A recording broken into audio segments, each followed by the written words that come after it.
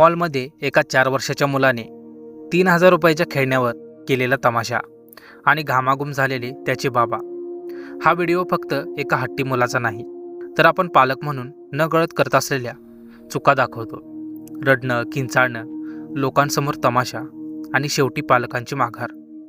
यातून मूल काय शिकतं? नियम तोडले की सगळं मिळतं. या व्हिडिओमध्ये तुम्हाला कळेल मूल हट्टी कसं बनतं, नाही कधी आणि कसं म्हणायचं. इमोशनल ब्लॅकमेलपासून मुलांना कसं वाचवायचं. आज 3000चं खेळणं, उद्या 2 लाखांची मागणी. पालकांनो, आज थोडं कठोर झालात तर उद्या तुमचं मूल मजबूत बनेल.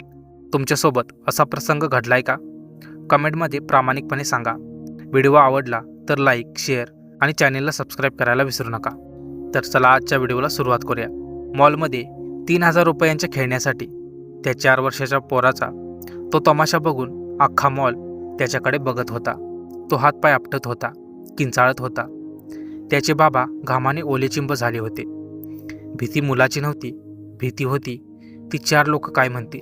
त्या ऑकवर्ड शांततेत त्या बापाने खिशातून कार्ड काढलं आणि ते खेळणं विकत घेऊन मुलाच्या हातात दिलं. मुलगा एका सेकंदात शांत.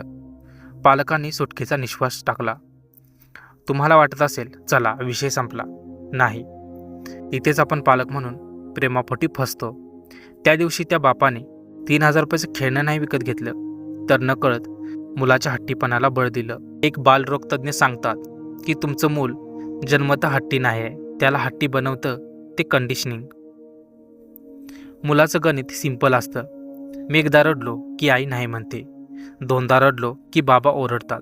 पण जर मी जोरात किंचाळलो आणि 4 लोकात तमाशा केला की हे लोक मला गप्प करण्यासाठी ती वस्तू घेऊन देतातच. जेव्हा तुम्ही 10 मिनिटाच्या रडण्यानंतर बरं बाबा घे आणि गप्प हो एकदाचा म्हणून ती वस्तू देता, तेव्हा मुलाचा मेंदू हाच धडा गिरवतो.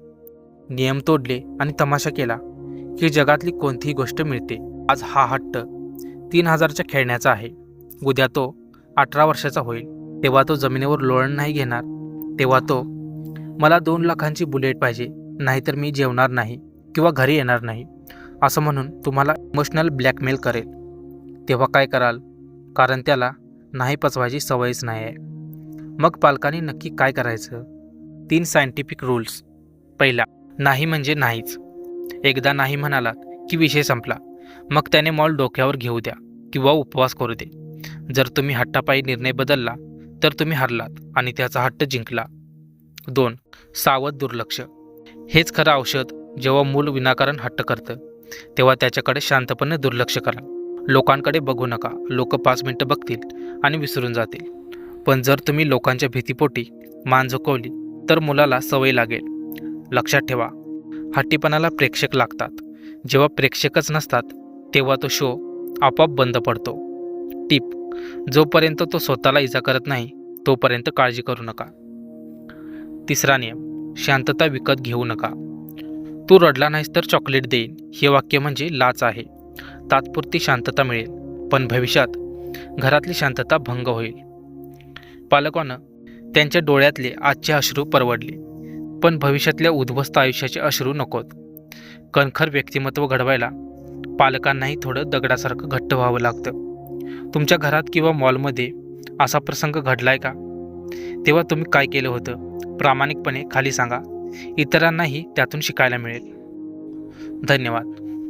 तर मित्रांनो, आजची स्टोरी तुम्हाला कशी वाटली ते कमेंटमध्ये नक्कीच सांगा. तुम्हाला जर हा व्हिडिओ आवडला असेल तर व्हिडिओला लाईक आणि आपल्या चॅनेलला सबस्क्राईब करायला विसरू नका. तर भेटूया अशाच एका नवीन आणि माहितीपूर्ण व्हिडिओमध्ये.